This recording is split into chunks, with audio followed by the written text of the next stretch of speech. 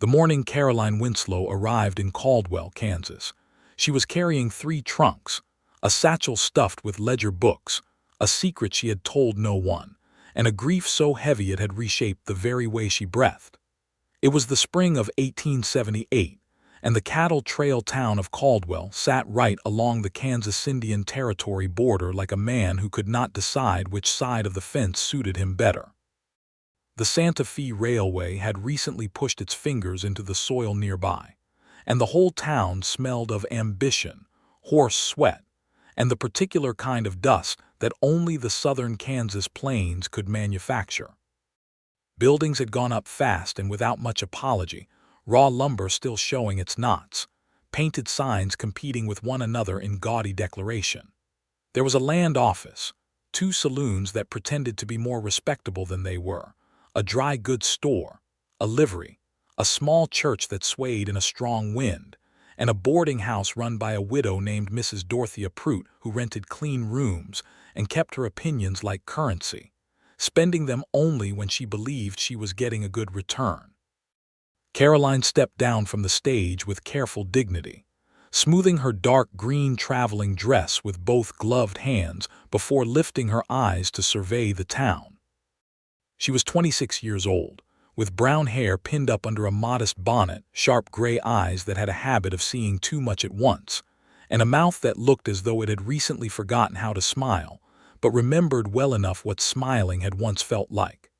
She was not beautiful in the way that stopped traffic on a busy street, but she was the sort of woman a man noticed twice, once when he first looked, and once again when he realized his first look had not done her justice. The stagecoach driver, a weathered man named Holt who had ferried 100 different women into 100 different towns and could read the general shape of their stories before they even opened their mouths, lifted the first trunk down and set it in the dust beside her feet. "You need help with these, miss?" he asked, not unkindly. "I will manage," Caroline said, and then she looked at the 3 trunks and the satchel and the 30 yards between her and the boarding house door, and something in her expression shifted just slightly, like a door that had been bolted from the inside giving a single, quiet creak. She did not ask for help again. She picked up the satchel first, looped it over one arm, took hold of the handle of the nearest trunk, and began to drag it. It was at this precise moment that Clement Turner rode into Caldwell from the south. He came in the way he always came into places, without fanfare and without apology, sitting a big roan gelding named Absalom with the easy confidence of a man who had spent so many years in the saddle that the horse and the man had reached some fundamental agreement about who was in charge, and had decided it was a mutual arrangement. Clement was 31 years old, lean in the way of men who worked rather than starved, with dark hair under a battered hat that had seen better weather, a jaw that had not been recently introduced to a razor, and brown eyes that moved quickly and settled slowly. He had ridden up from the nations, carrying dispatches for the land office from a surveying party that had been mapping the border territory for the past several weeks. He saw her the moment he turned onto the main street, and he did not look away the way a polite man might have when witnessing someone struggle. He looked directly at the situation with those slow-settling brown eyes and took in the full arithmetic of it. 1 woman. 3 trunks. 1 satchel. 1 mouth pressed into a thin line of absolute refusal to accept that this was harder than she had planned for. He swung down from Absalom and handed the reins to the boy who ran errands for the livery, pressing a coin into his hand with a practiced ease that suggested this was a ritual he had performed in more towns than he could readily name. He crossed the street in long, unhurried strides, and he did not say good morning or pardon me or any of the polished things a man might say when approaching a woman he did not know. He simply walked to the heavier end of the trunk she was dragging, picked it up, and said, "Let me take the heavy side." Caroline stopped. She looked at the hand on her trunk. She looked up at the man attached to the hand. It was a very direct look, the kind that had made more than one person take half a step backward, but Clement Turner did not take half a step backward. He stood there holding his end of the trunk with a complete and utter absence of self-consciousness, waiting. "I did not ask for assistance," she said. "No," he agreed pleasantly. There was a pause. "The boarding house is 30 yards," he said. Another pause. "I can see where the boarding house is," Caroline said. "I expect you can," Clement said. She studied him for another moment, trying to locate the angle of it, the thing he wanted in exchange, because in her experience nothing came without an exchange, but his face was simply open in a straightforward way that she found both disarming and faintly suspicious. She looked back at the trunk. She looked back at him. "Fine," she said. They carried the first trunk to the boarding house together without speaking, and then went back for the second and then the third. By the time they had set all three inside the front parlor of Mrs. Pruitt's establishment, while that lady watched from behind her counter with the expression of someone cataloging information for later use, Caroline had noticed three things about Clement Turner. First, that he was strong enough that his end of each trunk seemed to cost him nothing. Second, that he did not once try to look at her with that particular variety of male interest that felt like being measured for something she had not agreed to wear. Third, that he smelled of horse and wood smoke, and something that was simply and honestly outdoors, and that this smell was not unpleasant. Clement set the last trunk down, straightened his back, and touched the brim of his hat. "Have a good afternoon, miss," he said. "Caroline Winslow," she said, which surprised her because she had not planned to say it. He paused at the parlor door. "Clement Turner," he said, and then he was gone.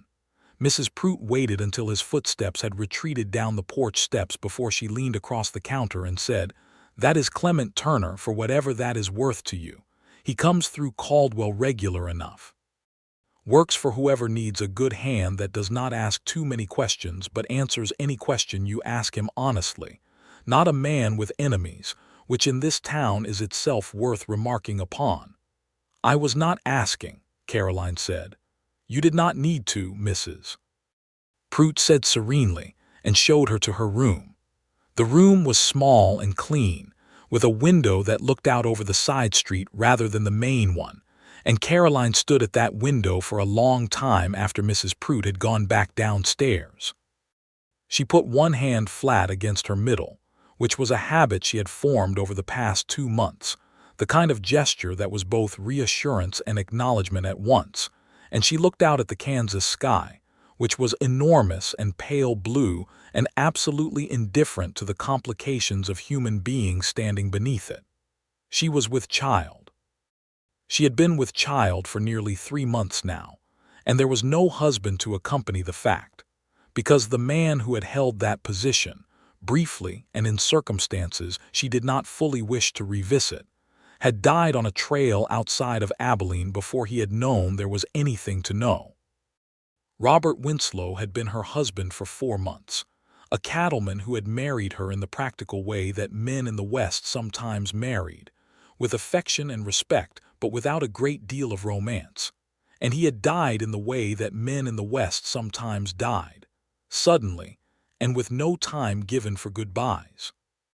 He had left her his name, a not inconsiderable collection of debts, a modest sum from the sale of his cattle, and one share in a small parcel of land in Caldwell that she had only discovered when going through his papers.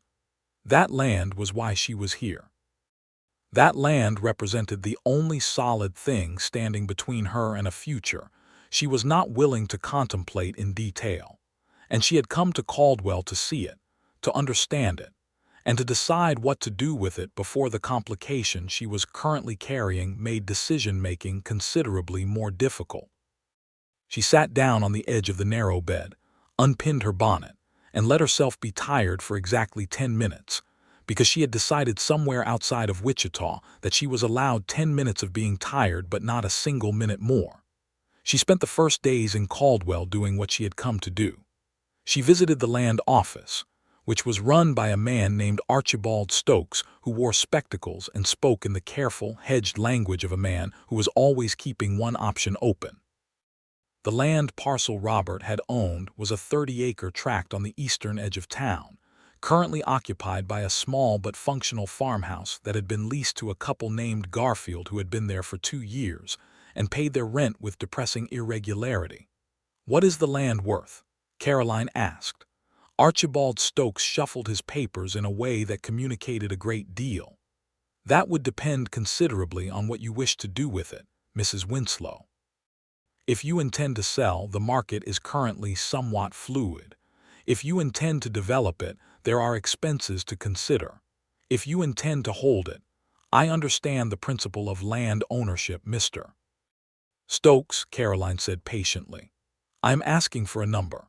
He gave her a range that was not entirely satisfying, and she thanked him and left with her ledger book open, walking down the main street of Caldwell with a pencil moving in her hand, calculating. Because numbers were something she trusted, and had trusted since her father had put a ledger in her lap at age 9, and said that a woman who could add her own accounts was a woman who could never be entirely cheated.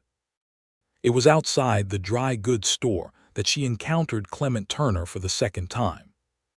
He was sitting on the store's porch steps with his hat pushed back on his head, talking to an older Mexican vaquero named Felipe Escarza, who rode for the same outfit Clement sometimes worked for when he was not carrying dispatches, or doing whatever other honest work came available.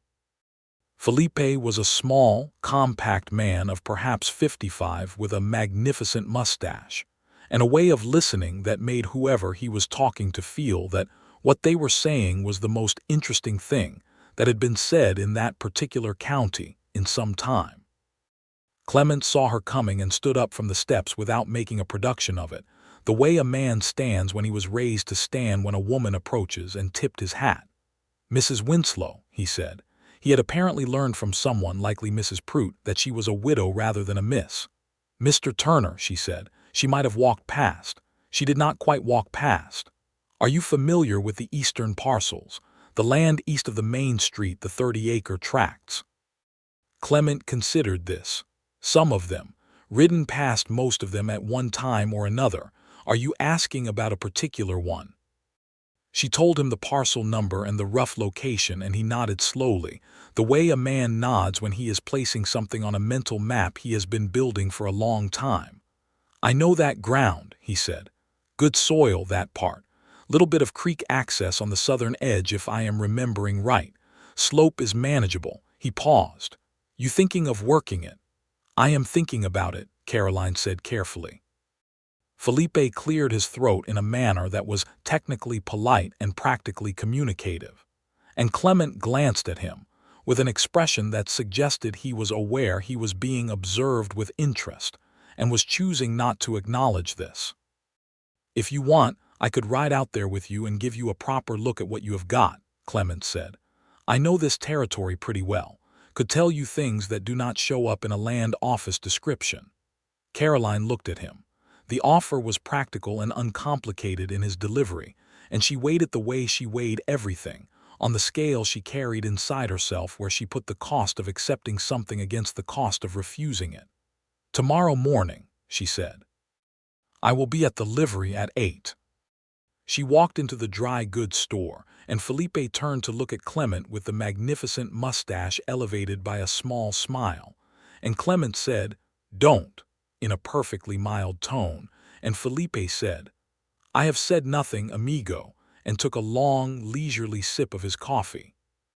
The next morning was cool and bright, the kind of Kansas spring morning that made you understand why people came out to this country in the first place, before the summer heat and the winter cold and the various difficulties of frontier life had a chance to remind you of the other side of the equation. Caroline was at the livery at exactly 8 o'clock, which did not surprise Clement, who was already there with Absalom saddled, and a second horse arranged from the livery man, a steady bay mare named in the livery's informal system as Tuesday, for reasons no one had ever fully explained.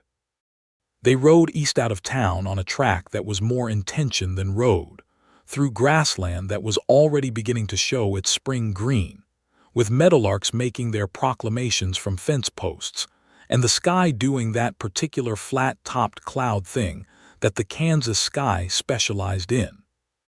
Caroline rode well, not with the ease of someone who had been in the saddle all their life, but with the competence of someone who had learned and taken it seriously, and she sat Tuesday without fuss or complaint over the rougher ground. They did not talk much on the ride out, and the silence was comfortable rather than strained, the kind of silence that happens between people who are each occupied with their own honest thinking and do not feel the need to paper over it with words. Clement pointed out landmarks as they went, a fence line that marked the edge of a neighboring parcel, a draw where the spring runoff pooled and then drained, a stand of cottonwoods that indicated the creek he had remembered. The farmhouse was modest but solidly built, with a kitchen garden that the Garfields had kept with inconsistent dedication, and a barn that needed its roof attended to but was otherwise sound.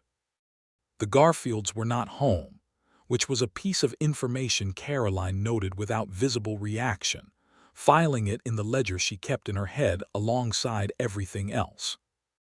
They walked the land on foot after tying the horses, and Clement showed her the creek access, which was genuine and reliable according to what he knew of the watershed, and the particular quality of the soil in the field that ran behind the house, and the slope of the ground that drained away from the house rather than toward it, which was better than the alternative. Caroline walked and looked and occasionally wrote something in the small notebook she carried, and Clement watched her without watching her, the way a man watches something when he wants to understand it better without making the thing aware that it is being studied. "You are thinking about keeping it," he said, not quite a question. "I am thinking about whether I can afford to," she said, which was honest in a way that surprised her even as she said it. "What would make the difference?" She stopped walking and looked at the field and the creek and the cottonwood trees and the big Kansas sky overhead, and she said, "Whether I can make it work on its own terms before I need it to work." Clement looked at the field too. "The Garfields will need to go," he said practically. "They are not working this ground the way it could be worked." "No," she agreed, "they are not. You could lease it to someone who would," he said. "There are families coming through looking for ground." Or he stopped. "Or," she said, "or you could work it yourself with the right help." The phrase sat in the air between them, specific without being demanding, and Caroline looked at it for a moment before she looked back at the land. "Let me think," she said. "Take your time," Clement said, and he meant it. They rode back to Caldwell in the late morning, and this time there was more conversation, the kind that begins sideways and ends up somewhere more direct. She told him she had come from just outside Abilene, where she had lived with Robert for the brief span of their marriage. He told her he had come originally from East Texas, had worked his way north and west following cattle work and survey work and whatever honest employment presented itself, and had never quite found a reason to stop moving until he had stopped quite noticing that he was still doing it. "Is Caldwell where you stop?" she asked. He thought about it in that serious way he had of thinking about questions that deserved a serious answer. "I don't know yet," he said. "I have been thinking about it." "That seems to be a popular activity in this territory," Caroline said dryly. "Thinking about Caldwell." He laughed, and it was a good laugh, the genuine variety, and she found herself smiling before she had consciously decided to, which was the first real smile that had lived on her face since the day she had found Robert's papers in the tin box at the bottom of his trunk. Over the following week and a half, Clement Turner became a fixture in the peripheral landscape of Caroline Winslow's days in a way that was neither intrusive nor accidental. He was simply present in the way that a useful and decent person becomes present when a situation requires usefulness and decency. He helped her have a conversation with the Garfields, who needed to be asked to vacate the farmhouse with a mixture of firmness and fair dealing that Clement accomplished without raising his voice or lowering his principles. He knew a lawyer in town, a man named Walsh who was not crooked in the active way, but who needed watching on general principle, and he sat with Caroline at that lawyer's desk while the tenancy was legally terminated and made sure the language in the document was what it was supposed to be. He introduced her to Felipe Escarza, who had a cousin with a family who was looking for land to work on shares, and that conversation led to an arrangement that was fair to both sides, and would give the farm a real chance at producing something. He knew who at the lumber yard would give honest price on the barn roof repair, and who would not. He knew where the water table ran, and what the creek did in a wet year versus a dry one. He gave her all of this information the way he gave everything, directly and without embellishment, and he never once suggested that she needed it explained twice, or that any of this was beyond her capacity to manage. It was the absence of that particular condescension that Caroline found over those days to be the thing she noticed most sharply. She had spent too much of her widowhood dealing with men who leaned across desks and tables and spoke to her in the careful, simplified tones they apparently reserved for women and children. And Clement Turner did not do this. Not once. Not even when she asked him to explain something she did not know. He explained it plainly and then asked if she had more questions, the way you explain something to someone whose intelligence you respect. She noticed this. She was not sure she entirely knew what to do with noticing it. What she did know was that the evenings were harder than the days.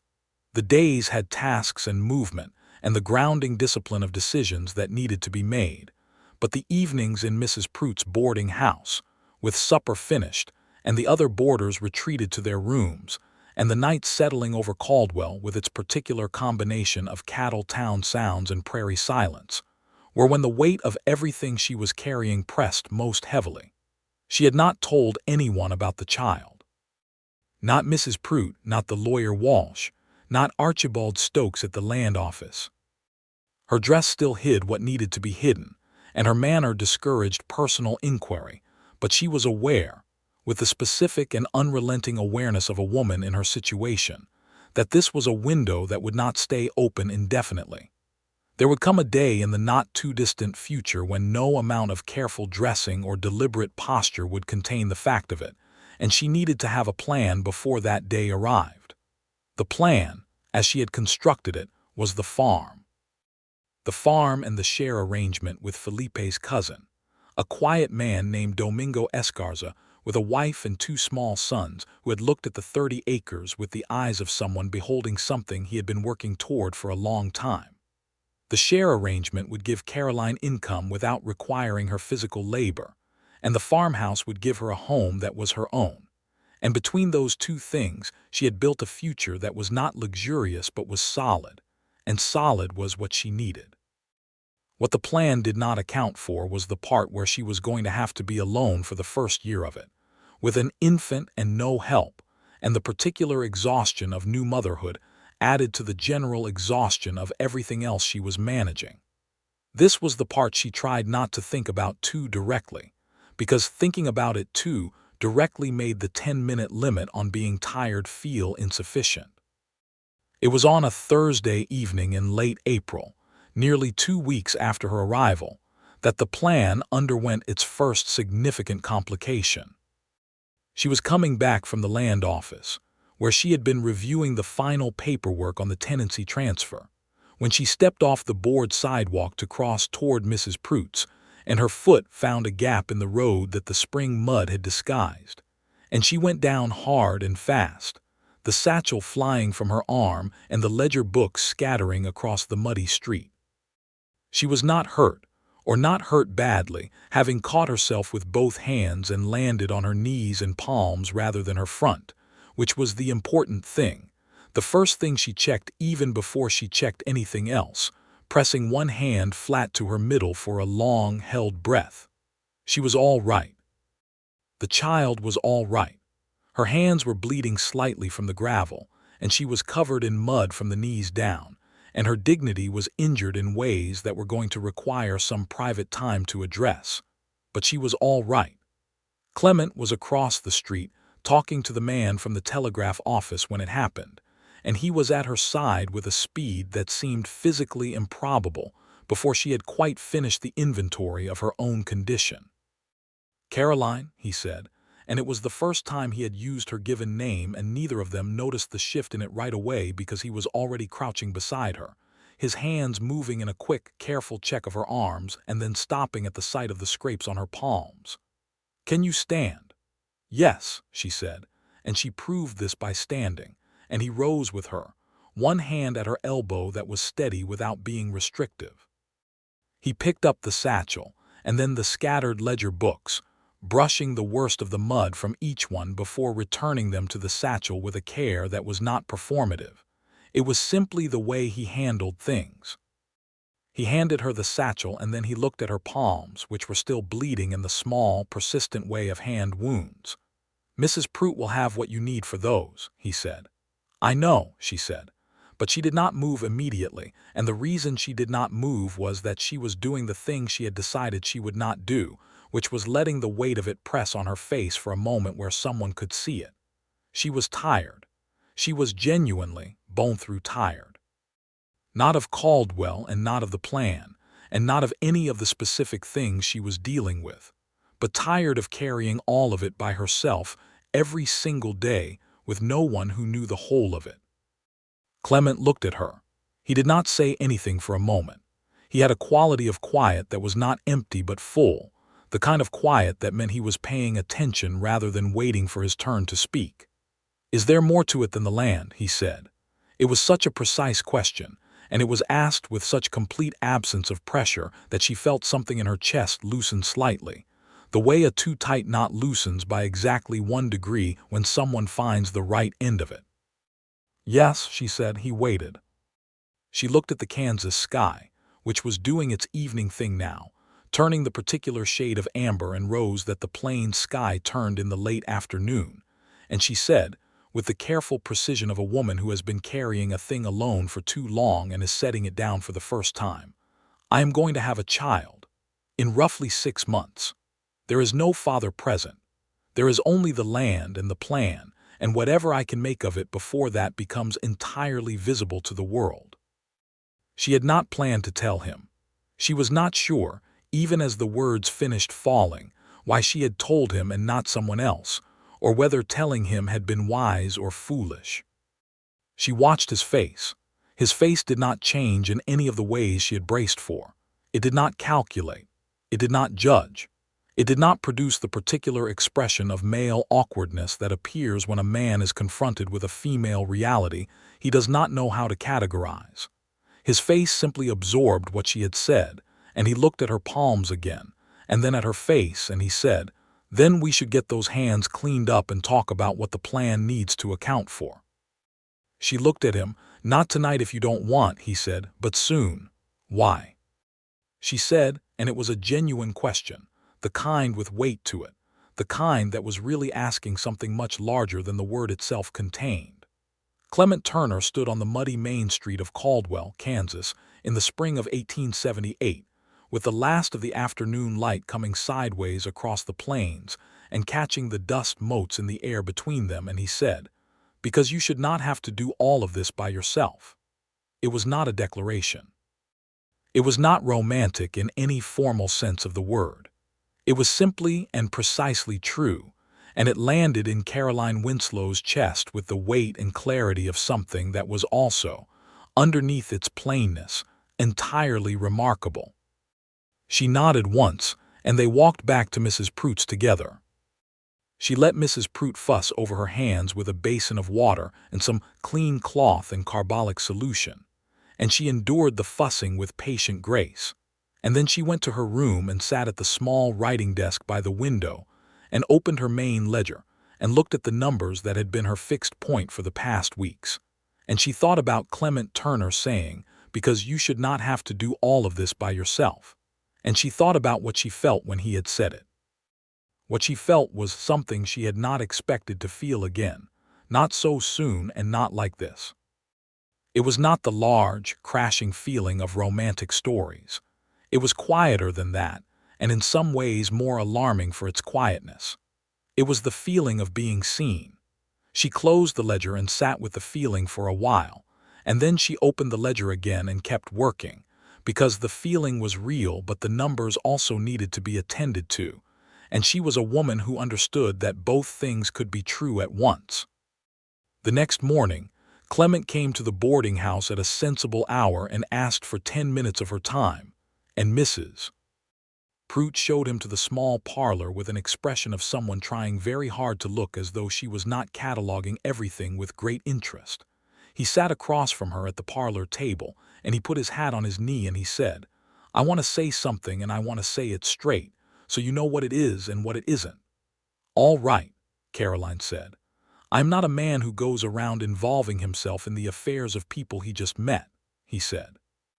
"But I have been in this territory long enough to know what good land looks like and what a hard situation looks like, and I have enough sense to know the difference between those two things being combined versus being in opposition. What you have is good land and a hard situation, and I think what you need, more than what you have got right now, is someone who knows this country and can help you see it through." "You are describing a hired hand," Caroline said carefully. "I am describing something closer to a partner," he said, equally carefully. The word sat between them. "That is a significant word," she said. "I know it. You have known me for 2 weeks. I know that too." She looked at him with those sharp gray eyes that saw too much at once, and he met the look with the calm steadiness that she had been noting as one of his consistent qualities since the moment he had picked up the heavy end of her trunk. "What would this partnership look like?" she asked. He had, she could see, thought about this. "I could put my back into getting that farm running the way it should. I know enough about the creek and the soil and the climate here that I could make sure the share arrangement with the Escarza family is set up right and stays right. I know people in this territory, good ones, who can help with things you will need before the summer is out." He paused. "And you would have someone present in the house, which before and after November seems like it matters." "November," she said, making the calculation. "Approximately," he said. She was quiet for a moment. "What do you get from this arrangement, Mr. Turner?" He looked at the hat on his knee and then back at her. "I get to stop moving for a while," he said, "and I get to be useful in a way that actually means something." He hesitated, and this was the first hesitation she had seen from him that looked like genuine uncertainty rather than deliberate pause. "And I get to know you better, which I would like to do." The straightforwardness of it was almost startling. It was so entirely without artifice that it required a different kind of response than artifice would have, something that met it honestly rather than deflected it sideways. "I would like that too," she said. "But I want you to understand what you are offering to be part of. It is not an easy thing."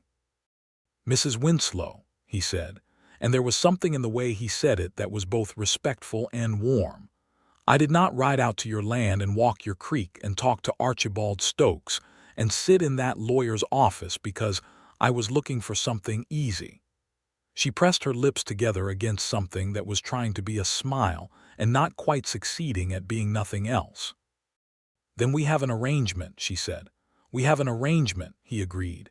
He stood, put his hat back on, and said, "I will start on the barn roof this week if that suits you."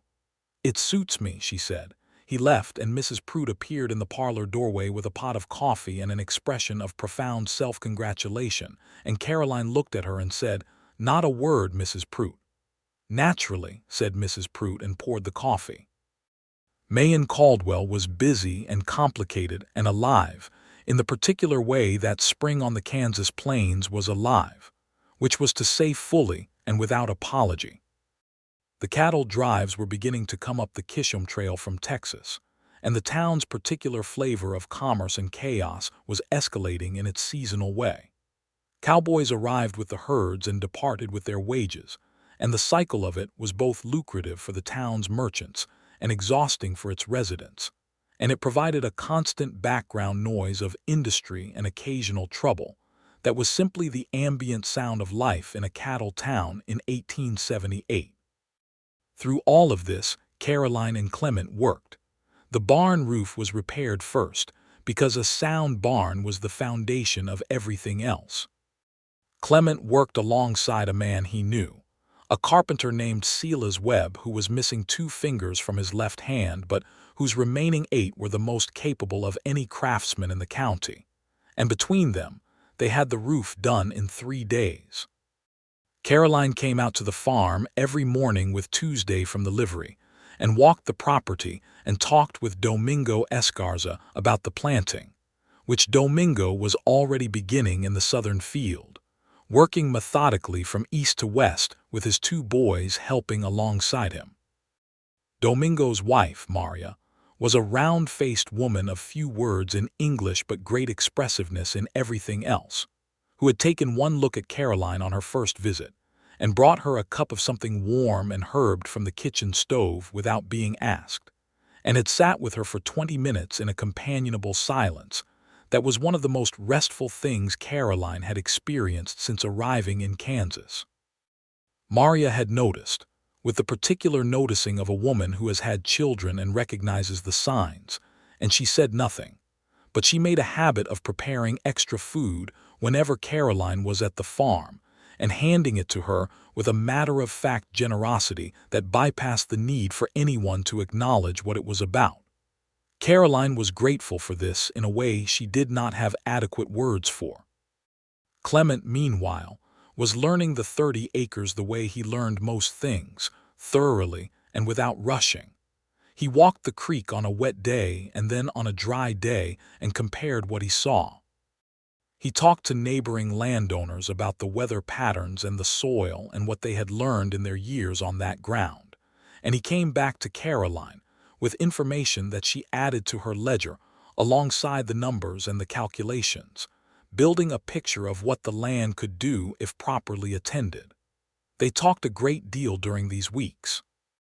They talked about practical things, the crop schedule and the water rights, and the ongoing question of what to do about the western fence line that was in dispute with a neighbor named Grady, who was the kind of man whose idea of property expanded in proportion to what he thought he could get away with. They talked about less practical things, too, in the evenings when the work was done, and they sat on the farmhouse porch in the mild spring dark, which they had begun doing with a casualness that neither of them remarked upon but both understood as something more than casual. She told him about her father and the ledger books, and the way he had taught her that numbers were a language as reliable as any other. He told her about East Texas in the years after the war, which had been lean and difficult in ways that had shaped him permanently, the particular quality of a boy who learns early that the world does not distribute its hardships fairly and decides to make himself useful wherever he can as a response to that knowledge. She told him about Robert, not much, but enough, that he had been a decent man, that their marriage had been a practical arrangement that had grown genuinely warm before it was cut short, that she had mourned him in the honest way, and was still mourning him in the peripheral way that continues after the main storm has passed. He listened to this without trying to compete with it or reduce it or move past it too quickly, which was the only appropriate response, and she was glad he understood that. He told her about a woman he had known in San Antonio 5 years ago who had ended things practically, and without malice when it became clear that his inability to stop moving was not a temporary condition. He did not dramatize this. He reported it the way he reported most things, plainly, with a willingness to look at his own culpability in it. "Are you still unable to stop moving?" Caroline asked on one of those evenings, looking at the dark fields and the stars over Caldwell. "I appear to be stopped," Clement said, and there was a quality to his voice when he said it that she felt in the center of her chest. She turned to look at him in the porch dark. He was looking at her, not with the measuring look she still sometimes encountered in other men, but with that full, present attention that was, she had come to understand, simply how he looked at things he considered important. "Clement," she said, and it was the first time she had used his given name aloud, and they both felt the small shift of it. "Caroline," he said, very quietly. She did not look away, and he did not look away, and the Kansas night settled around them with its stars and its prairie sounds and its absolute neutrality about human affairs, and something between them that had been building for weeks became, in that quiet moment, undeniable. He reached across the small distance between their chairs and put his hand over hers, and she turned her hand and held it, and they sat like that for a long time without speaking, watching the stars move in their ancient, indifferent tracks overhead. And Caroline thought that this was the strangest and most unexpected thing to have happened to her in a year full of strange and unexpected things, and that she was, underneath the strangeness, more settled than she had felt in a very long time. The summer heat arrived in June with the full seriousness of Kansas summer, which does not arrive gradually but descends, and the work of the farm continued in the early mornings and the late evenings with the heat-flattened middays reserved for shade and water, and making sense of the accounts. The Escarza family had the South Field producing well, with the first of the summer crops coming in with the reliable abundance that Domingo had promised and the creek had guaranteed. Caroline reviewed the accounts weekly and found them, for the first time since she had opened them in Abilene, moving in a direction that did not require her to reassess the fundamental architecture of the plan. She had moved out of Mrs. Pruitt's boarding house in late May and into the farmhouse, which Clement had quietly ensured was fully habitable before she arrived, with a new stove fitted in the kitchen, and the windows rehung so they actually opened and closed as intended, and a proper latch on the front door. He had not moved into the farmhouse, which was the appropriate arrangement and the one they both understood without discussing it, but he had moved his camp from the transient bunkhouse at the edge of town to the small room above the barn, which was close enough to be present and far enough to be proper. Mrs. Pruitt had expressed her views on this arrangement once, briefly, and Caroline had looked at her with the look that ended conversations, and Mrs. Pruitt had retreated to the position of observing further developments with interest. There was a morning in June, on a day when the heat was already building at 7 in the morning, and the light was doing that particular Kansas thing, where it seemed to come from everywhere at once, that Clement came to the farmhouse with a problem that had nothing to do with the farm. He had ridden into town the previous afternoon on an errand, and had come back with a tight set to his jaw that Caroline had learned to read as the sign of something he was processing before he said it. She had waited, because she had also learned that pressing him before he was ready yielded nothing useful, and the next morning he came to the kitchen door with 2 cups of coffee, which he made at the barn stove with a reliable expertise, and he sat down at the kitchen table across from her and said, "I have to tell you something about the western fence dispute." The neighbor Grady, it turned out, had been doing more than disputing a fence line. He had been, with the assistance of a man from Wichita who dealt in land documentation of dubious provenance, working to file a claim against a portion of the Winslow land that included the creek access. The claim was based on documentation that was, in Clement's direct assessment, partly fabricated, but fabrication properly documented and properly filed was not a simple thing to counter, and it needed to be countered quickly. Caroline set down her coffee cup with great deliberateness and said, "Tell me exactly what has been filed." He told her. She listened. She asked 3 questions, each one more specific than the last, and by the end she had a clear picture of what had been done and what could be undone. She opened her ledger to a clean page and began writing, and Clement watched her do it with the same attention he brought to watching her do most things.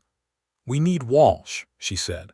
"Walsh is not, I know Walsh is not ideal," she said evenly. "But Walsh knows the county land registration system, the way a rat knows the inside of a barn wall, and that is precisely what we need. We also need every document I have from the original transfer. And I need to speak to Domingo today because his testimony about the actual southern border of the property has value here." Clement was quiet for a moment. "You are not worried?" he asked. She looked up from the ledger. "I am extremely worried," she said.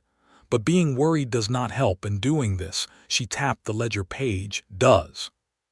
He nodded, and she could see that he was recognizing something about her that he was adding to what he already knew, and that what he was adding was not a complication but a clarification. He stood up, drained his coffee, and said, "I will go get Domingo." The dispute with Grady occupied the better part of 2 weeks and required 2 visits to the county seat at Wellington, and one extremely direct conversation in the Caldwell land office where Caroline sat across from Archibald Stokes and laid out the documentation, item by item, in the precise and merciless manner of a woman who had grown up reading ledgers and knew when the numbers had been tampered with. Walsh, operating in the environment where he was most useful, identified the specific registration filing that was the pivot point of Grady's claim and demonstrated, with evidence that Caroline had found in Robert's original papers, that the claimed boundary had never been legally established. Grady withdrew the claim. He did not do so graciously, which was not required. He did so legally, which was sufficient. On the evening after the final resolution was confirmed, Caroline sat on the farmhouse porch and Clement came from the barn and sat beside her, and she said, "Thank you for telling me as soon as you knew." "I wasn't going to keep it from you," he said, with a note of mild surprise that suggested this would not have occurred to him. "No," she said, "I know you weren't." She paused. "That is something I keep finding out about you." "What is?" "That you do not keep things from me to protect me," she said. "That you just tell me because you assume I can handle it." "You can handle it," he said. "I know I can," she said. "But not many men in this territory are operating from that assumption." He was quiet for a moment. "My mother ran a farm in East Texas for 3 years when my father went off to the war," he said. "She did it with 5 children and no money and a neighbor who tried twice to buy her out at a fraction of the value. She told him no both times. She kept every acre. He looked at the fields in the evening light. I know what a capable woman looks like, Caroline. I have been watching for them since I was 7 years old." She felt the warmth of this somewhere behind her sternum and let herself feel it without immediately looking for a reason to be cautious about it. "Your mother sounds remarkable," she said. "She is," he said. "She is still on that farm." "I would like to hear more about her," Caroline said.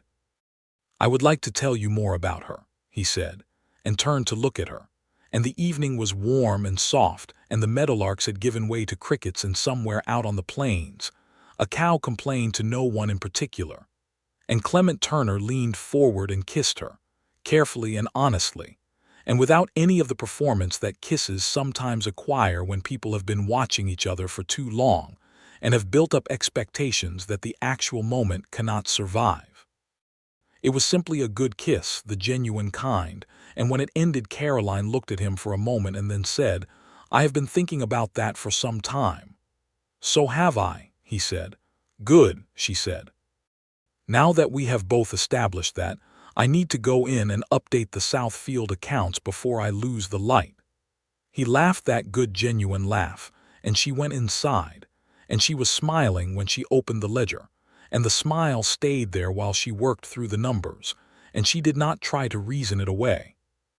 July brought heat and thunderstorms and the particular grandeur of a Kansas summer in full voice, and the farm produced its first serious harvest from the South Field, with Domingo's family working the rows and Caroline and Clement working alongside them on the heavy days, because there was enough to do that the distinction between landowner and tenant blurred in the practical reality of getting things done before the weather turned.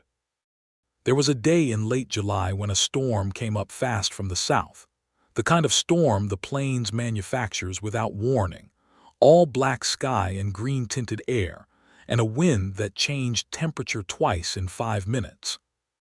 They got the Escarza family into the farmhouse, which was where Maria had been all morning with the baby she was quietly nursing, and Clement got the horses into the barn and secured the barn doors and came back to the house, running through rain that had begun with the intensity of something that meant business.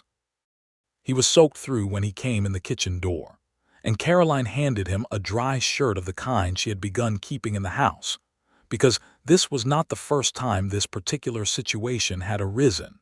And he went to change in the back room, while Maria fed the baby and Domingo's boys looked out the window at the lightning, with the focused appreciation of people who are warm and dry, and watching something spectacular from a safe distance. They waited out the storm together, all of them, eating the corn-bread Maria had been making before the clouds arrived, and drinking coffee and listening to the rain on the roof, and the thunder moving north over the prairie. It was one of those accidental domestic scenes that feels like something important because of the complete absence of self-consciousness in it. Everyone simply being where they were, and doing what needed doing without performing any of it for anyone else. When the storm had passed, and the Escarzas had gone back to their side of the property, and the evening had settled into its post-storm clarity, Clement stood in the kitchen doorway and looked at Caroline, who was at the table with the ledger and the lamp, and she looked up and found him watching her with the expression she had come to know, the full present attention that said she was the most important thing in the room. "Caroline," he said. "I know," she said. "I want to ask you something." She closed the ledger. "Then ask it." He came and sat down at the table across from her, and he put his hat on the table between them, which was his version of removing armor. She had learned. The hat was where he put things he wanted to set aside before he said something serious. "I know this is a conversation we might be having too soon," he said. "And I know that what you have built here, what you are building, is yours. I know it started as yours, and I want you to know that I understand that, and I am not trying to change the shape of it." He looked at the hat on the table. "But I would like to be part of it, properly. Not as the man in the barn, not as a partner in the arrangement of the ledger meaning, but in the actual meaning." He looked up. "I would like to marry you, Caroline, if you will have me, and I want you to know that I am asking because of you, not because of the child or the land or anything else, though I want to be part of those things too. I am asking because of you." Caroline looked at him across the lamplight. Outside, the post-storm prairie smelled of grass and rain, and the particular clean smell that comes after everything has been washed, and the crickets were beginning again in the fields. She thought about the woman she had been when she arrived in Caldwell, carrying 3 trunks and a satchel and a grief and a secret, dragging the heavy side by herself through the mud of the main street. She thought about what she had built in the months since then, and the part she had built alone, and the part she had built with him, and how those 2 parts were both genuinely hers in different ways. She thought about what it had meant when he picked up the heavy side without being asked, not because she needed him to, not because she could not manage it herself, but because he had looked at the situation and seen someone who was working too hard to carry everything alone and had made the straightforward human decision to help without making it a debt or a transaction or a declaration of her inadequacy. Just a man who saw the heavy side and chose to take it. That, she thought, was not a small thing. That was, in fact, a very specific and considerable thing. "Yes," she said, "I will marry you, Clement Turner." His face did something that was not quite a smile and was more than one, something deeper, and he said, "Thank you," which was not the conventional response but was, she thought, exactly right. They were married in September by the minister of the small, swaying church on the main street of Caldwell, with Mrs. Prout in attendance wearing her best hat and an expression of vindicated satisfaction, and Felipe Escarza standing up for Clement in his best jacket with the magnificent mustache, combed to a celebratory point, and Maria Escarza sitting in the front pew with her baby on her lap and Domingo beside her, and the 2 boys fidgeting with the decorum of boys who have been given specific instructions about fidgeting. Caroline wore a dress of dark blue wool that she had made herself from cloth she had bought at the dry goods store, which was both practical in the coming autumn, and she thought privately, as good a wedding dress as the situation called for. She had pinned her hair up with 2 small white flowers from the garden at the farm, and she carried nothing in her hands because her hands were at her sides, open, not gripping anything. When the minister asked her to speak her vows, she looked at Clement Turner and said them directly, not at the floor or the altar or into the middle distance, but to him, in the clear voice of a woman who had made her decision and was not ambivalent about it.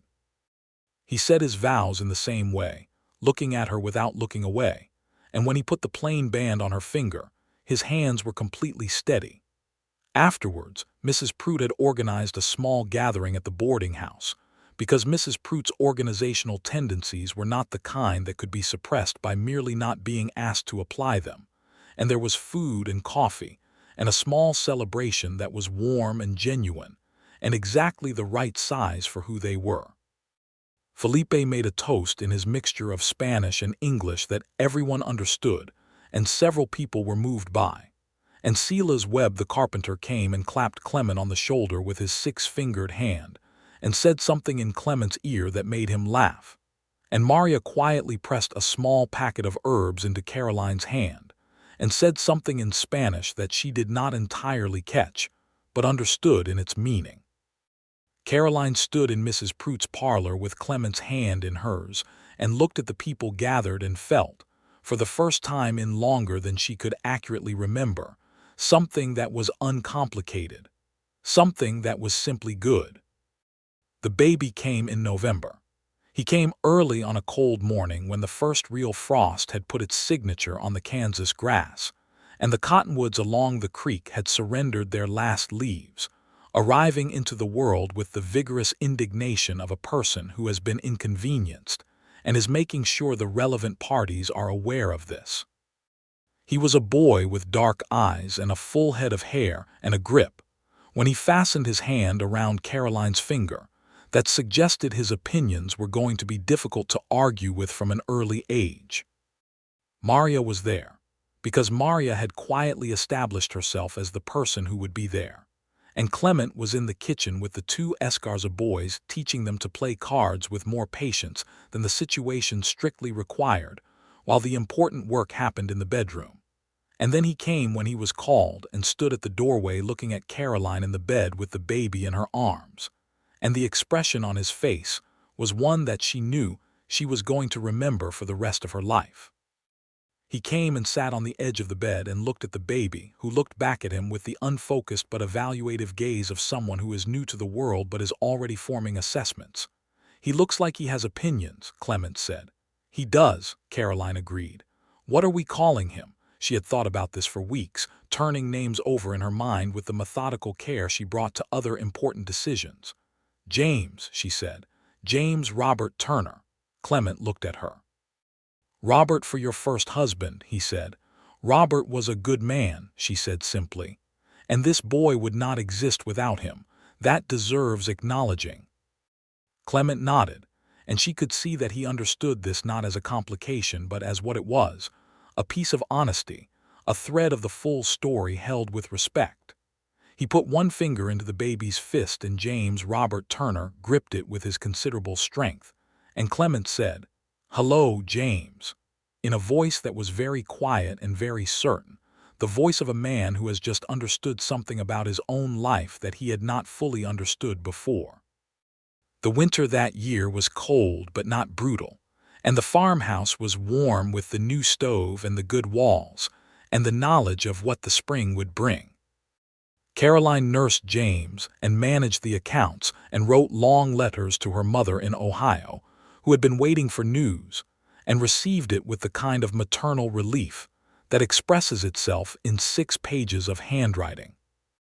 Clement kept the farm ready for the spring, working with Domingo on the fences and the barn repairs and the irrigation planning, and in the evenings they sat by the kitchen stove with the lamp between them, she with her ledgers and he with whatever reading he had going, which was a surprisingly wide range of material because Clement Turner was, under the practical exterior, a man who read with the same serious attention he brought to everything else.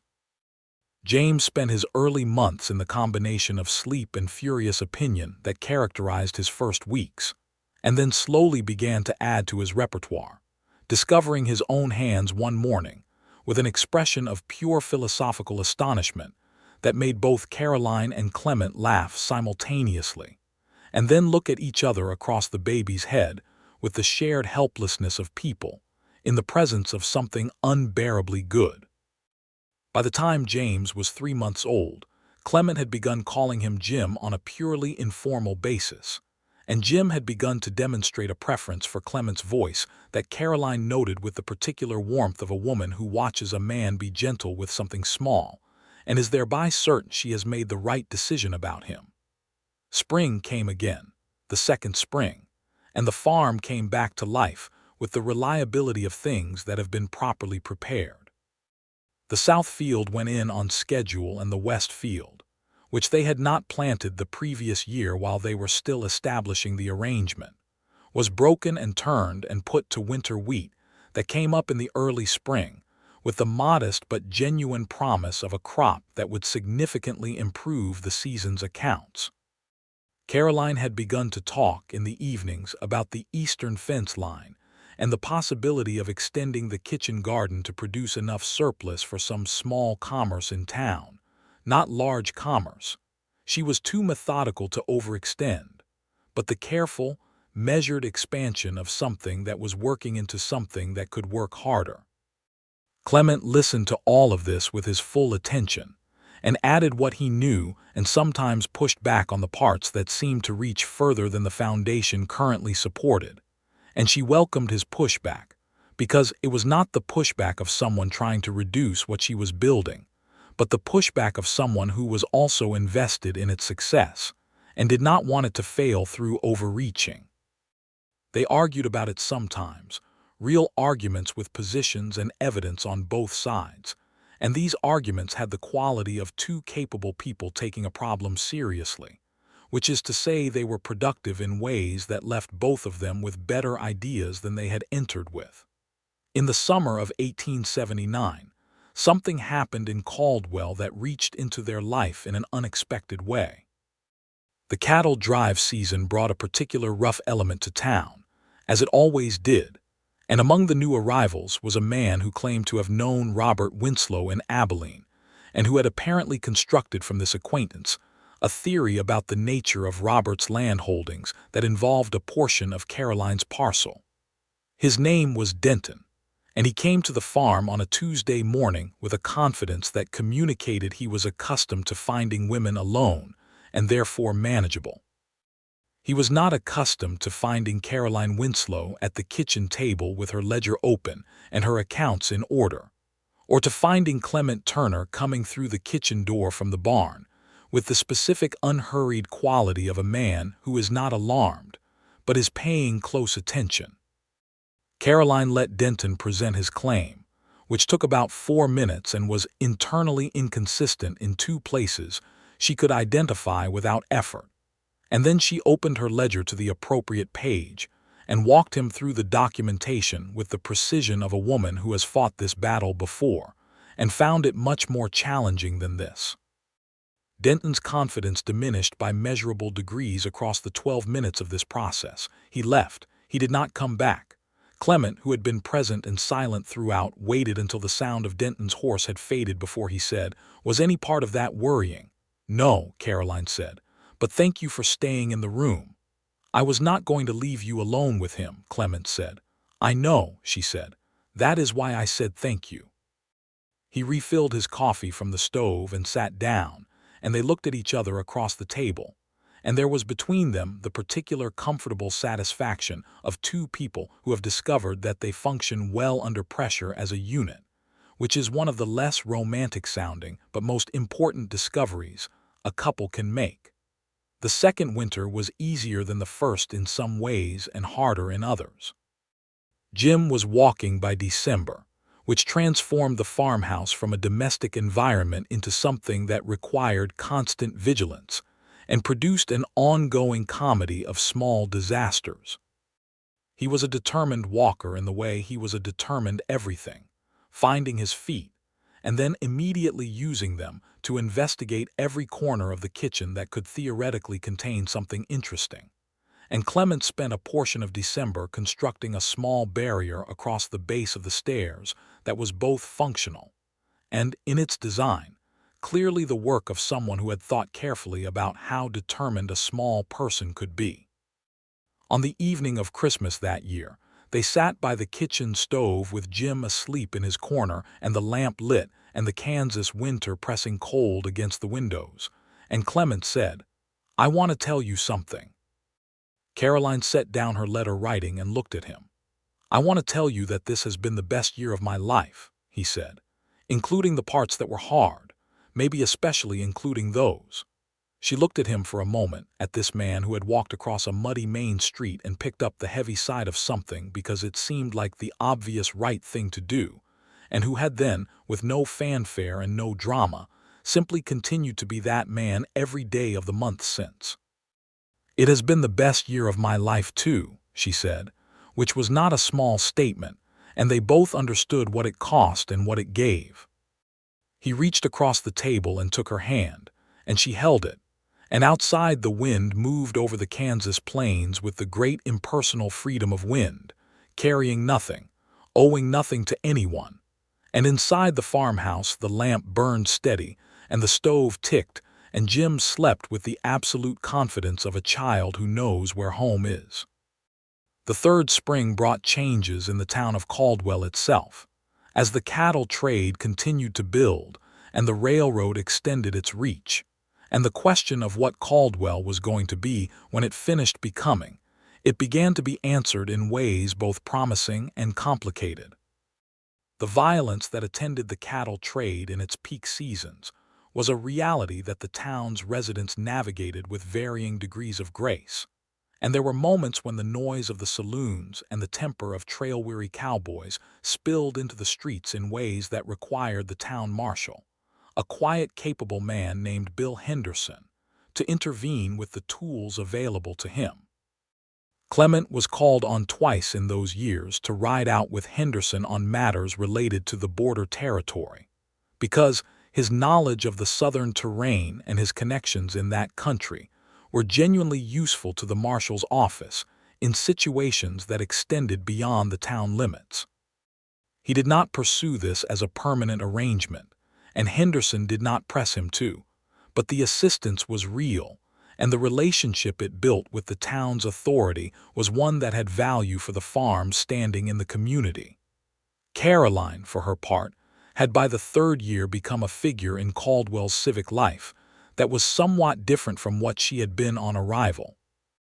She was known as the woman who had kept her land against 2 challenges and made it produce, who kept careful accounts and dealt honestly, and whose husband was the kind of man you wanted present when something needed to be done right.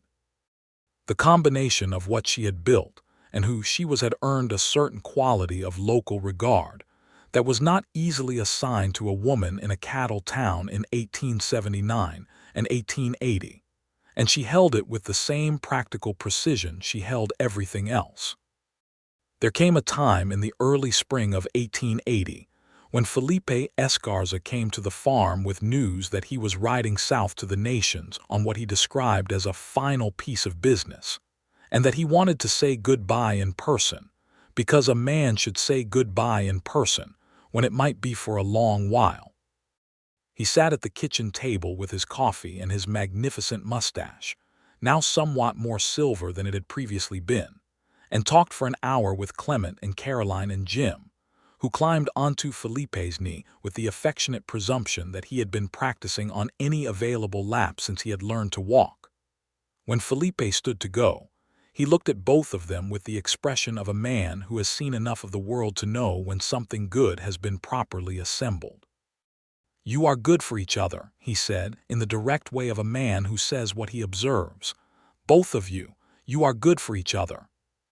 He shook Clement's hand and kissed Caroline's and ruffled Jim's hair, and he went out to his horse and rode south, and they watched him go from the porch until the dust of his passing had settled back into the grass. "He is right," Caroline said. "Yes," Clement said. Jim said something that was not yet entirely words, but was delivered with the conviction of someone making a significant point, and they both looked down at him, and then at each other, and the morning was clear, and the fields were beginning their spring work, and the creek ran over its stones with the particular sound of water that has purpose and direction and knows where it is going. In the summer of 1880, Caroline discovered she was expecting again, and told Clement at the kitchen table over breakfast with the directness she brought to all news, watching his face do the thing it had done the first time he had seen Jim, that expression that was not quite a smile and more than one. "June," he said, calculating. "I believe so," she said. He got up and came around the table and kissed her in the morning light, and Jim looked up from his breakfast and said "Papa," which had become his primary conversational contribution, applied to an expanding range of situations. "Yes," Clement said, looking down at him. "That is accurate." The second pregnancy was easier in the physical sense, being the second rather than the first with all the uncertainty that attended the first. But it was fuller in some other sense, because this time there was a house that was established and a husband who was entirely present, and a small person who toddled around the kitchen being opinionated about everything. And the waiting was warmer than it had been before. The baby came in June, a boy again, born in the high summer heat with Maria present again, and the meadowlarks going outside the window as if they had been hired for the occasion. He was quieter than Jim, arriving into the world with a sort of considering expression, as though he was taking inventory before deciding how to proceed. They named him Eli Samuel Turner, Samuel for Clement's father, and Eli because Caroline had liked the sound of it against the syllables of his last name. Jim regarded his brother with the focused intensity of a 20-month-old assessing a situation, and then, with the decisiveness that was becoming his characteristic trait, sat down next to his mother's bed and announced himself as present and ready to supervise. Clement stood in the doorway with Jim on his hip and looked at Caroline and Eli and said, "We are doing well," with the quality of someone who is making an observation and a gratitude simultaneously. And Caroline looked at him with both her sons in the room and the farm outside the window, and the accounts in the ledger on the kitchen table showing for the third consecutive year a balance that was moving in the right direction. And she said, "Yes, we are doing very well." The autumn of 1880 was golden and full, and the harvest from the West Field came in with a quantity that exceeded what she had projected in the spring, and the surplus commerce from the kitchen garden that she had cautiously begun the previous year had grown into a small but genuine contribution to the accounts. Domingo's family had put in a third field, with Caroline's agreement and a revised share arrangement that reflected the increased labor and investment, and the 30 acres that had been Robert Winslow's one bequest to her were producing with a consistency and abundance that had begun to attract the notice of other landowners in the county who wanted to understand how the Winslow Turner operation managed its soil and its water and its books. Caroline gave advice when asked, clearly and without withholding, because her father had told her that a woman who keeps her knowledge to herself when others could benefit from it is not being strategic. She is being afraid, and she had decided long ago not to be afraid about what she knew. Clement repaired the east fence line in the fall and worked with Domingo on a new irrigation arrangement from the creek that would extend the water supply to the northern end of the property. And in the evenings when both boys were asleep and the lamp was lit, he and Caroline sat with the comfortable ease of people who have earned their ease, talking about the farm and the town and the world and each other and everything in between. There was an evening in October when Jim, who was now almost 3 and entirely verbal in a way that gave both his parents pause about anything they said in his presence, asked Clement where he had come from before he came to Caldwell. And Clement told him about Texas and the cattle work and the survey trips and the moving from place to place. And Jim listened with his enormous focused attention and then said, with the logic of a child who has identified the relevant fact, "And then you came here." "And then I came here," Clement agreed. "Because Mama was here," Jim said, with the assurance of someone stating an established truth. Clement looked at Caroline, who was at the table with Eli on her lap, and she looked back at him, and there was between them the particular warmth of being correctly understood by a very small person who had not yet learned to complicate things. "Yes," Clement said, "because your mother was here." Jim accepted this with satisfaction and returned to his examination of the interesting stick he had brought in from outside, and Eli made a small sound from Caroline's lap that could have been agreement, and the lamp burned and the stove ticked, and the October wind moved across the Kansas prairie outside the window. By the end of 1880, the farm was not just functioning but genuinely prospering, in the modest, real way of something built properly from the ground up. The accounts were sound, the The relationships with the Escarza family had deepened into something that was less tenant and landowner and more neighbors in the truest sense of the word, with meals shared and children watched for each other, and the practical mutual support that made the hard seasons of frontier life survivable. Mrs. Prude had come to the farm for dinner twice that year, because she had taken to doing this on a regular basis, in a way that no one had specifically invited, but everyone had simply accepted. And she sat at the kitchen table with Caroline's boys climbing on her, and declared that she had been right about everything from the beginning, a statement that Caroline allowed to stand without comment because it was not entirely wrong, and because Mrs. Prude's cake, which she always brought, was excellent. Felipe Escarza sent a letter in the fall from somewhere south of the border, written in his mixed English and Spanish, saying that the business he had gone to attend to had been attended to, and that he was well, and that he wanted Clement to know he was thinking of him and Caroline and the boys.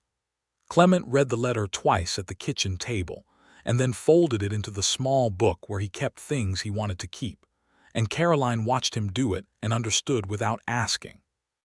On the last evening of December, with the year turning and both boys asleep, and the night outside the farmhouse cold and clear with the particular clarity of a winter sky that has no clouds to interrupt it, Caroline and Clement sat on the kitchen side of the stove with their chairs close together and the lamp low. She had been thinking about the woman she had been when she first arrived in Caldwell. The trunks and the satchel and the ledger books and the grief and the secret and the absolute refusal to accept help, until the help was offered in a way that did not ask her to diminish herself to receive it.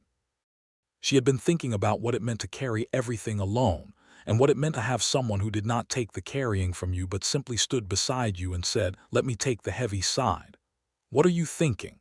Clement asked in the way he asked it, which was never a demand but always a genuine question. "I am thinking about the morning I arrived," she said. He was quiet, waiting. "I was so tired," she said. "Not from the journey, from carrying everything before the journey. From carrying it all by myself and being very committed to never allowing anyone to see that it was heavy." "I saw," he said. "I know you did," she said. "That was the thing. You saw it, and you did not make me explain it or defend it or justify why I was carrying it alone. You just picked up the other side." He reached over and took her hand the way he had taken it on the porch the first summer, and she held it the way she had held it then. "That is not a complicated thing," he said. "Not when it is someone worth holding the other side for." She looked at him in the low lamplight.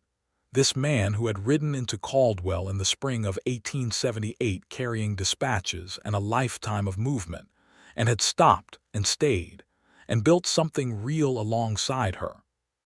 "I love you," she said, which was not the first time she had said it, but it was the kind of saying that has weight every time it is said correctly. "I love you," he said. "I have loved you from somewhere around the moment you told me you could see perfectly well where the boarding house was." She laughed, the full genuine laugh that had come back to her face in stages over the months since she had arrived, reclaiming its full expression little by little until it was entirely her own again. "You did not show it," she said. "I was being respectful," he said, with the mild dignity of someone making a reasonable point. "You were," she agreed. "You were always that." She leaned her head against his shoulder, and they sat like that while the year ended, in the farmhouse they had made into a home, with the boys sleeping and the stove warm and the accounts in order, and the spring already beginning its invisible preparation under the frozen Kansas ground. Jim was nearly 3, and already showed his mother's gray eyes and his father's stubborn quietness, which was a combination that everyone who knew him found both alarming and entertaining. Eli was 6 months and had graduated from his considering expression to something more exploratory, looking at every new thing with the specific focus of someone who is building a very detailed internal catalog. Clement had, in the fall of 1880, been offered a more formal role with the county surveying office, work that fit his knowledge and his temperament, and that he could do without leaving the farm for long stretches. and he had accepted it after talking it through with Caroline at the kitchen table the way they talked through everything, with both sides presented and both opinions genuinely heard. The work would bring additional income in the lean season and keep his knowledge of the territory current, both of which were useful. Caroline had begun, in a small and careful way, to teach. Not formally, not in a schoolhouse, but in the way that knowledge spreads in small communities, one person at a time. Maria Escarza had asked her in the fall to help with the accounts for the Escarza household, and the lesson had extended naturally to other women in the surrounding farms who faced the same challenges with ledgers and numbers and the basic accounting that kept a family from being slowly cheated over time. She held these sessions at the kitchen table on Thursday mornings, with the boys present and occasionally disruptive, and the women who came went away with something their own mothers had not been given, which was the tool of being able to read their own numbers. It was not a grand gesture. It was a practical one, the kind she favored. In the spring of 1881, the South Field produced its best crop yet, and the numbers in the ledger that had been cautiously growing for 3 years crossed a threshold that Caroline had been working toward since she had first opened the accounts in Mrs. Prout's boarding house. They were not wealthy. She did not have ambitions of wealth in the showy sense. But they were secure, genuinely and durably secure, in a way that meant the child she had been carrying when she arrived in Caldwell, alone and telling no one, would grow up on land that was his, with a father who had chosen to stay, and the knowledge of what it meant to be cared for by people who simply got up every day and did what needed to be done. On a morning in April of that year, Jim came to his mother at the kitchen table and put both his small hands on her ledger, in the way of someone who needs undivided attention for something important, and said, "Mama, I want to learn the numbers." Caroline looked at her son, who had his father's steadiness and her own gray eyes and an expression of absolute seriousness that was, she thought, exactly right.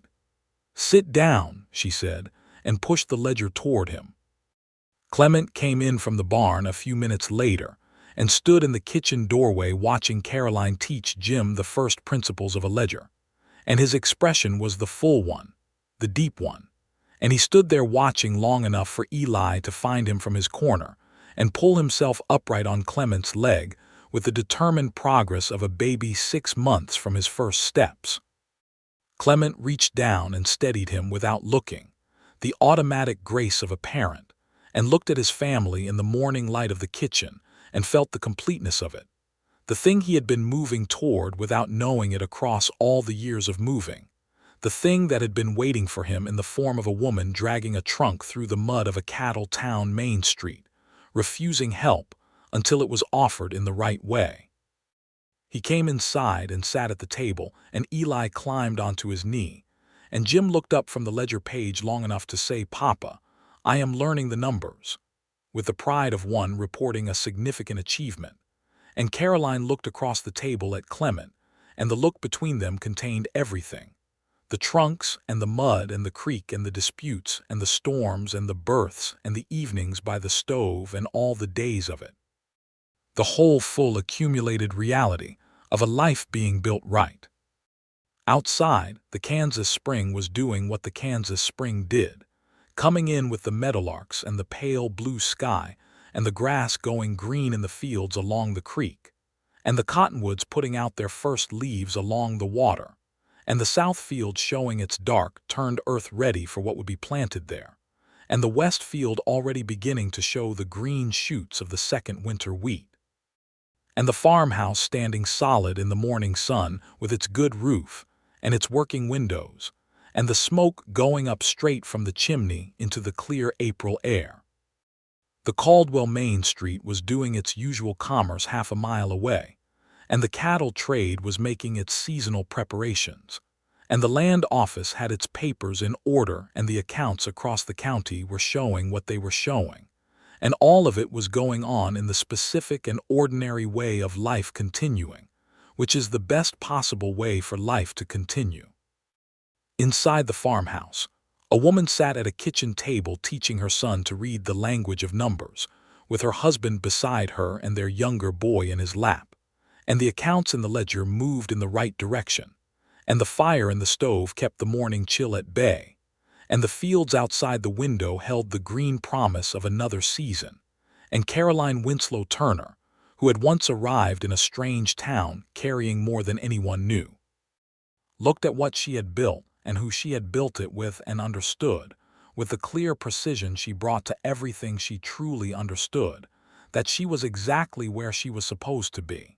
Not because the road here had been easy, not because the weight had not been real, but because the weight had been shared, not taken from her, but shared by someone who had looked at the heavy side and chosen to take it, and had been choosing to take it every day since, and would keep choosing it, she knew, for all the days that came after.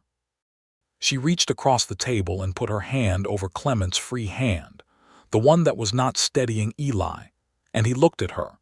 And she did not need to say anything, and neither did he, because they had been building the vocabulary of this for 3 years, and it was by now fluent enough to say everything without words. Jim put his finger on the first number in the ledger and looked up at his mother and said, "What is this one?" "That one," Caroline said, "is the beginning." She showed him.